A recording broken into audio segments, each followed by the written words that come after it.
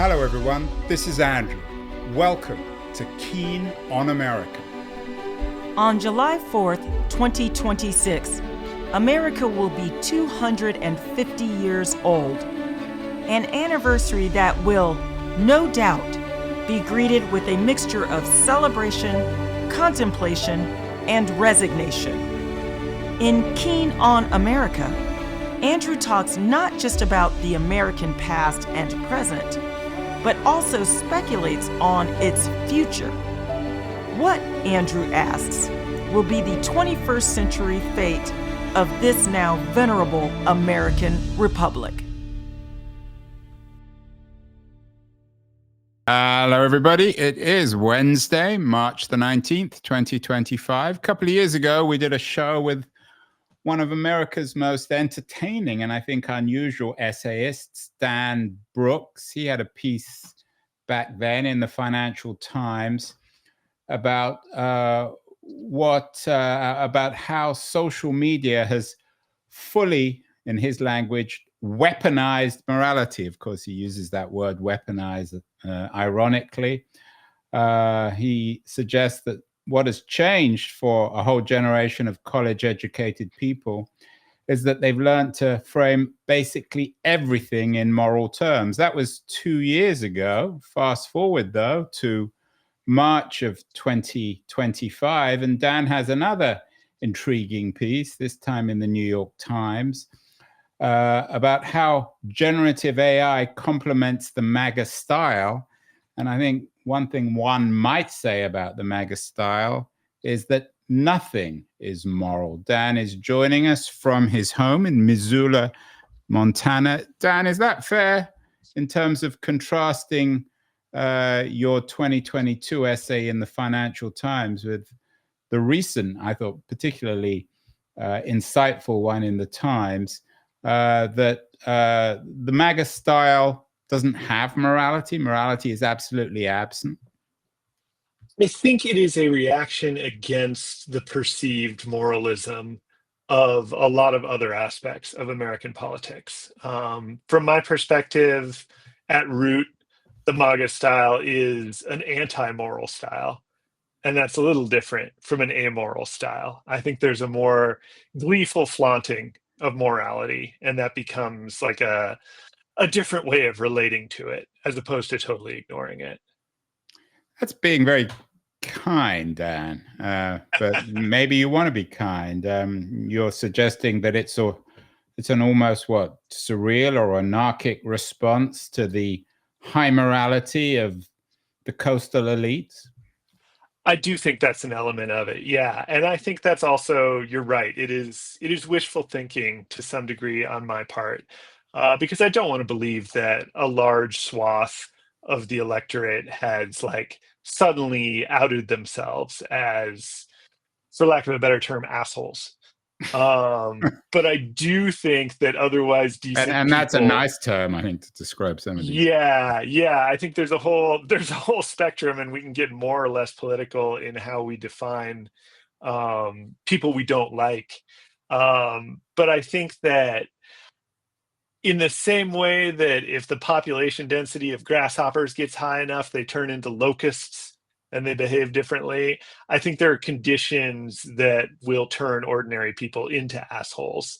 And Trump's political career has created those conditions in a lot of places. As we speak, the Israelis are continuing to bomb Gaza, kill lots of people. Very controversial. Your piece in the Times focuses on Trump's bizarre AI-generated video about Gaza. What does that video, which you suggest somehow captures what you call the MAGA style, which I think is a very good term. I think you should trademark that one, Dan. I'll give it a shot.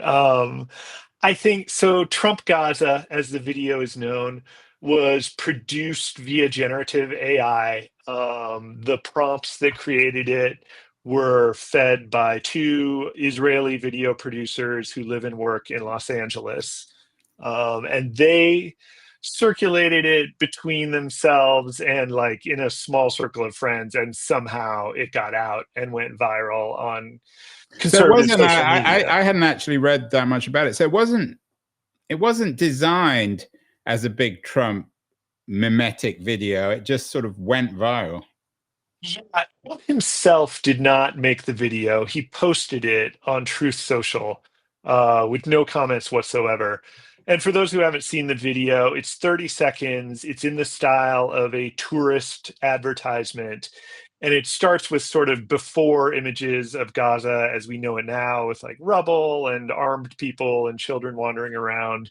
And then the after images are of a sort of Riviera in the same place. Casinos, people eating hummus, a computer generated person who looks very much like Elon Musk. There is a large golden statue of Donald Trump. It's very over the top in its presentation. I mean, it's like speaking of aesthetics, it's Trumpian architecture, or it's Trumpian aesthetics, isn't it? Very much so. Gold leaf everything. And in addition to the sort of obviously excessive elements, for example, the Mylar balloons in the shape of the president's head, or the like Turkmenbashi style giant golden statue, there are also like more subtle elements that are just the interior decorating aesthetic of the Trump hotels, that sort of thing. So there's a continuum of elements that are clearly intended to be comical or satirical, and other elements that seem to be fully in earnest. And this is kind of the essence of the Trumpian or the MAGA approach to irony. It's not a we're going to say the opposite of what we mean. It's going to be we're going to say things that are exaggerated versions of what we mean, some things that we do mean but we don't really want to own, and other things that we don't mean at all mixed together. In other words, you can say anything you want, and if people get offended, or if people that you don't want to offend get offended, then you can claim you were joking. Otherwise, it's a big joke. Meanwhile, Dan, I probably fall into your weaponization of morality article from the FT. Hundreds, indeed thousands of women and children are dying in Gaza. So this, at least from my point of view, is deeply offensive, isn't it? I mean, Absolutely. To make such a trite video about human suffering, I don't want to make the Holocaust equivalent, although I am going to. I mean, it's almost as if Leni Riefenstahl made an ironic video about the death camps, isn't it? There is absolutely that overtone to it. And I think my record will indicate a willingness to make things funny that other people do not consider funny, or a willingness to joke about things that are very serious. I think one way that we can do service to things that are very serious is to approach them through a lens of humor and hold ourselves to those constraints. However, what's happening in Gaza is not funny at all. And I think there are ways to be funny about it that I would not find off-putting or unethical in theory, but this is not one of them. This does seem to be a celebration of not caring what is going on in Gaza right now. And I think that Trump's plan for Gaza, which he may or may not mean very seriously, that he articulated in February, that he would relocate the people of Gaza and redevelop the area as a kind of resort or destination property, that's an evil plan. I think that would fit the UN criteria for genocide or ethnic cleansing, if nothing else. So I do think that is sort of the point of this video, to make an irreverent video out of something that people rightly hold as not funny at all.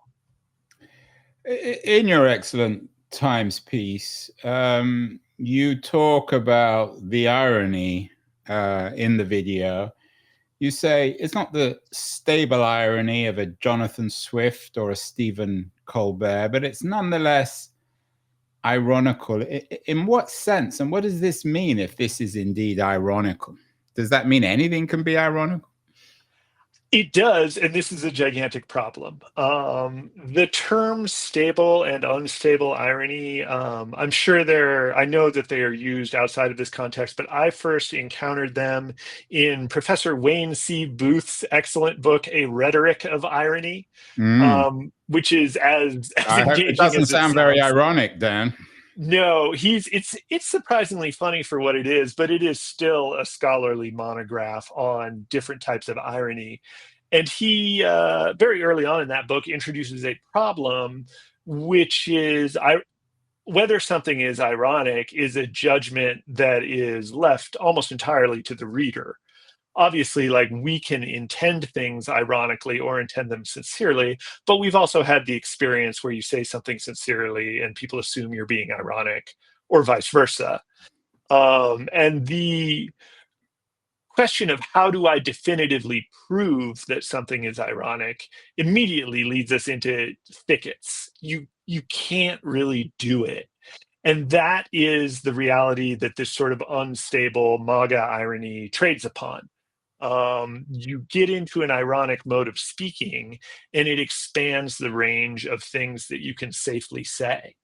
And this is hugely useful for a political movement that is still outside the mainstream of American political discourse or American political ideology in many areas. I mean, you wrote an interesting piece a couple of years ago about how President Trump has ruined political comedy, for better or worse. I mean, it was again in your own way, and I mean this in a complimentary sense, an ironic piece. But to what extent is comedy now been, and I know you've done a lot of writing and thinking on comedy, as well as being comedy has been dragged into this quagmire. I mean, in the piece you just had in the Times about the MAGA style, you write about Doge and Musk. Musk tries to be funny, and the more offensive things he says or does, he falls back on humor. What is the role of, I mean, do we call it bad humor or distasteful behavior dressed up as humor? How do we even begin to think about this? There are a lot of humor adjacent phenomena that many people will either pass off as humor or misinterpret as humor, or both. The classic example of this is just references. The social media and online humor is very dependent on references, and often just recognizing what someone is talking about will create a mini version of what feels similar to how we respond to a joke that's actually funny. So Elon Musk dressing up as the meme version of Elon Musk and saying things like, I am become meme, which is itself a meme, like it's a reference to the Oppenheimer quote. These things are not what I would call jokes exactly, because you can't identify a setup and a punchline, or like any theory of humor that we might use to describe jokes, like, doesn't really describe what's going on there.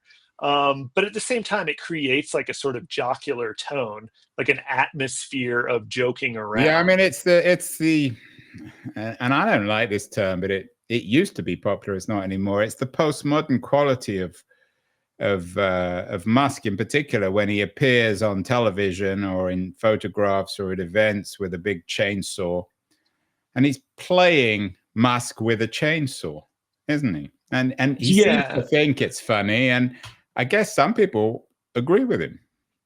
Yeah, and I think at this like stage in Elon Musk's life, he is so far removed from normal human experiences that he would have a very hard time being funny, just because like the human condition increasingly does not apply to him, for better or for worse. So what does that mean? You mean he's subhuman or post-human? I would say he's something orthogonal to human. I think it's a bad idea to start declaring people subhuman. But I also think I do not hold Elon Musk in high regard. He's one of post-human's a better term in where I am in Silicon Valley, where he might even embrace that idea. Yeah, I think he would. And there is, and we definitely see it in generative AI, an anti-human strain in that culture.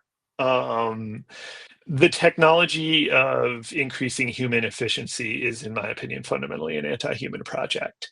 And so much of Silicon Valley is about increasing human efficiency one way or another. So it's anti-humanism. And that's another interesting piece of your article about the role of generative AI here. You know, some people would say technology is just technology, it's not culture. But of course, we know that's not the case.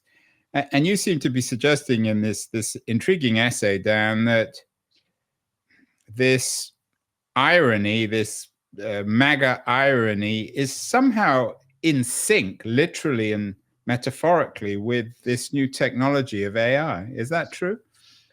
I do. Yeah, that is an accurate way to characterize my argument here. It, I think it's undeniable that online conservative communities and conservative influencers have embraced generative AI to a greater degree than the median in the culture. I think up here you have like venture capitalists who seem extremely into AI. But a close second, I think, is MAGA meme accounts that are just using it to generate a lot of images and do what is commonly referred to as shit posting, like just put a lot of stuff up there and see what gets traction. And I think that AI has allowed them to reach audiences that are maybe not interested in just words, which are the easiest thing for most people to produce at home, and maybe are more interested in moving images or static images. So it's the TikTok world of what, 30-second videos, and Instagram, which of course is where the Trump Gaza video first appeared. Yeah, absolutely. And that video, from a technical standpoint, is much, much better than anything I could produce, and much better than anything that most professional video producers could produce in the same amount of time. There is an undeniable, like, cost benefit value here. What you get for the time and money is very good. It's just like still much, much worse than anything a human being who cared about it would produce. Dan, is it possible that the joke is on us, in the sense that this is the new culture and we're the fuddy-duddies who want Hollywood-produced stuff and traditional Swiftian or Colbertian irony, and we just don't get it, and we're back in the 60s? There have been lots of pieces recently about young people's rebellion, especially young men's rebellion against the conventional culture, and now they all seem to be voting for Trump. Is it possible that we're back in the 60s and that we're the conventional ones? We're the men in the gray suits, even if we might not actually be wearing them? I think that's entirely possible, and you always have to consider that. One of my favorite quotes from antiquity is, "Our fathers, viler than our grandfathers, begat us even viler, and we bring forth a generation more degenerate still." And that was something that Horace said shortly after the death of Christ. So people have long been saying that, yeah, everything is getting worse, and the future generation reflects some sort of like overall degradation in the median human condition. And I think you always, it's a good pre-Easter message, Dan. yeah, exactly. You always want to be on the lookout for that attitude, because it is a known cognitive illusion, and it gets more convincing as you get older. However, only an idiot would argue that every culture is exactly as good as the culture that came before or after it. And like there's somehow like a constant equivalent level of human culture that persists through all times and places. History furnishes us with evidence of things getting worse, even as it furnishes us with evidence of old people not getting it. So I think some of it is a seismic cultural shift, but I also think the individual absolutely has a right to say, like, one culture is better than another, or the independent films of the late 90s and early 2000s are better than the Marvel films Well, of the I don't mean it mid-teens. better. I mean a rebellion against convention. Is there anything? Maybe I didn't quite put it in the right words originally. Is there anything rebellious about this? Absolutely. About this, what you call the MAGA aesthetic? Is it another form of surrealism? I mean, the fascists, of course, were close to some of the more radical ideas of modernism. I mean, is there some interesting intellectual stuff going on here? Um, Intellectual, I'm not sure, but aesthetic, definitely. I do not support the MAGA political movement because I disagree with it ideologically. However, they're having more fun than the people that I agree with politically. There Well, is that's no not doubt. hard in the age of Schumer and Biden Exactly. and Kamala Harris, who never had much fun in the first place. Yeah, and the PJ O'Rourke wrote that famous joke in the 80s. A Republican will tell you that you shouldn't make jokes about the handicapped, and a Democrat will tell you that you can't. And he captured a difference there, right? There is something super fun and cool about just not caring about who you hurt and being like kind of gleefully wicked or evil. That is a fundamentally American value. We love an anti-hero. And I think a big part of the appeal of Trump is that he appeared and shattered this political system that a lot of people were dissatisfied with. I think the problem with Trump is that he replaced it with something worse, or is in the process of replacing it with something worse. But Yeah, and the as you know, there's the fantasy and the suffering and the humor, and I think some of his critics would argue, perhaps even hope, that the reality is coming to the fantasy, and that it's all very well to celebrate the murder of tens of thousands of people in Gaza, but as the American economy begins to collapse because of this bizarre behavior, then people will begin to understand that it's not just a joke. Yeah, I agree. I think that for a lot of Americans, Gaza is the news, but the price of eggs and the future of their job, those are the events of their lives. And there's a big difference in how seriously people take those things. I mean, what about the ontological reality? One of the other headlines today is that Chief Justice Roberts, one of the few remaining grown-ups in America, rebuked Trump and the GOP rhetoric about impeaching judges. He was being serious. There was no irony there. No doubt Trump will either attack Roberts as a left-wing lunatic, or ignore him, or claim that he was only joking. What happens to the grown-ups, the few grown-ups left in the room, like Chief Justice Roberts in America in 2025, Dan? I think that is a hugely vexing question. One, I think this particular development, the White House possibly ignoring a court order with regard to deportation to El Salvador of those Venezuelans, and the sort of parallel story of Mahmoud Khalil, which Mm. also seems to be a potentially extrajudicial deportation. I think that is setting up a conflict of powers within the U.S. federal government that is not easily resolved. And I don't have the expertise. I don't cover politics for good But my reason. question is, can or how does somebody like Chief Justice Roberts force Trump or the MAGA movement to actually come back down to earth and have, or can they force them to come back down to earth and have conversations which we used to take for granted about politics, built on fact and reality? I think that the the fact-based era in politics may not be coming back soon and may have been an illusion in the past. Louis Menand wrote a really good article for the New Yorker circa 2003 about what predicted people's voting patterns in presidential elections. And political scientists found that the variable that correlates most strongly is annual rainfall.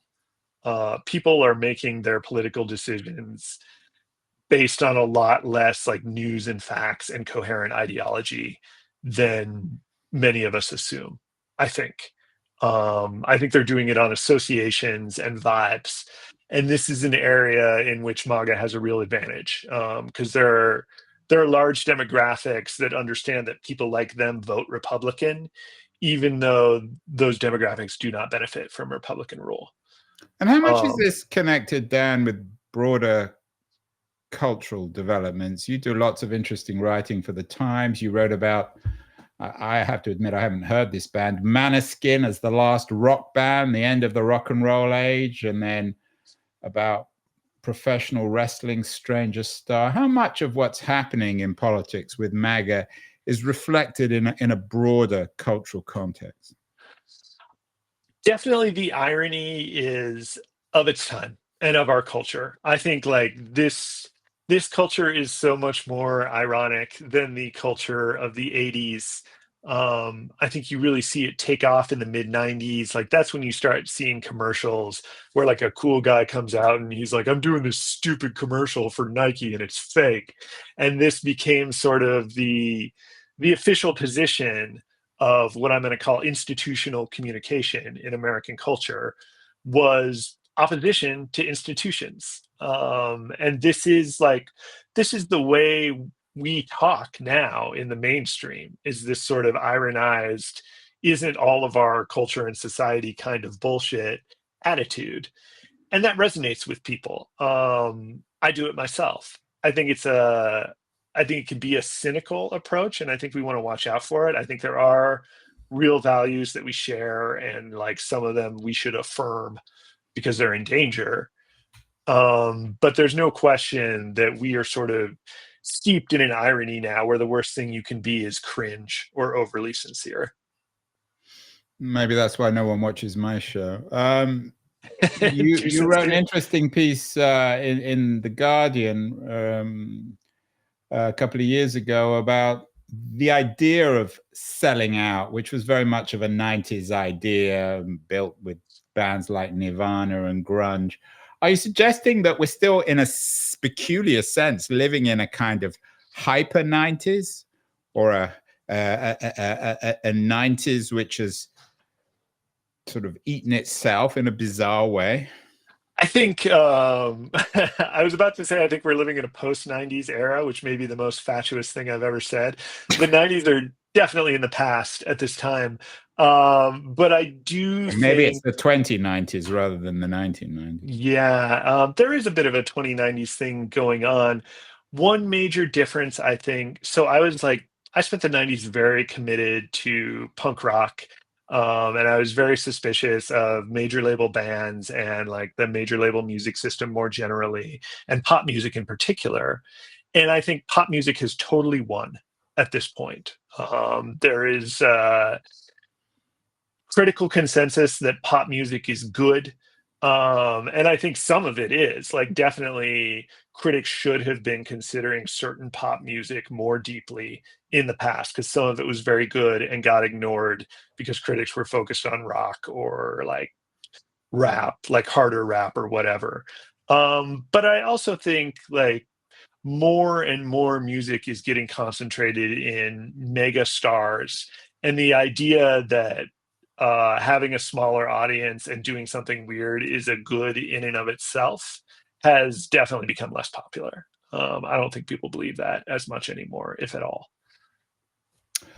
I still, and I am deeply offensively conservative, but I still believe in an ontological reality. You wrote an interesting piece recently about the impossible burden of playing Donald Trump, but I really enjoyed the Apprentice movie, which Sebastian Stan played Trump. I thought extremely well, and he was actually nominated for an Oscar this year. Maybe he should have won it. I mean, Does conventional narrative still work? I mean, why is it an impossible burden to play Trump? Stan did a good job. I think in this case, it's really hard to play him for laughs. I think a But who gift. wants? I mean, this is who wants to? I mean, aren't we in a post-humor world, at least when it comes to Trump? Maybe, and I think that's the vexing question. I write a lot about comedy; it really interests me, and the Did you question of see why The Apprentice, by the way? I did not see The I mean, Apprentice. it's not very funny, but it's not designed to be. It's sad, almost tragic. So I was going to ask you, like, what is the overall aesthetic effect of The Apprentice? Like, do you come out of it being like, do you sort of pity Trump because of what he became, or what's your That's a response to good it? question. You certainly don't pity him. The film presents him as a relatively normal person. It's not a pitying film, and the narrative is not going from good to evil, but it just shows the gradual descent of an ambitious young man into this corrupt post-human figure we seem to be burdened with these days. Yeah, the morality is, I mean, he doesn't do anything particularly evil. I mean, he's presented as relatively normal. The worst thing he does, I guess it's pretty bad, is he half rapes his first wife, which isn't a good thing, of course, Yeah, but it's it bad. somehow naturally comes out of his behavior. It doesn't seem as, it sounds worse than it actually is in the movie because it's a natural part of the narrative. I think so. That sounds, first of all, like a well done film. I think You should definitely see it. It's worth seeing. I think you'll. I mean, I don't know if you didn't. Enjoy is not the right word, but given your interest in playing Trump, I'd be intrigued with what you think. And one project that I try to take on when I'm doing profiles and that sort of thing is to always write sympathetically. I've profiled a lot of people that it's easy to sympathize with. But my editor at the Times and Willie Staley is my editor. He's really good. But we have sort of a long running theoretical project that we refer to as Profile of an Awful Person.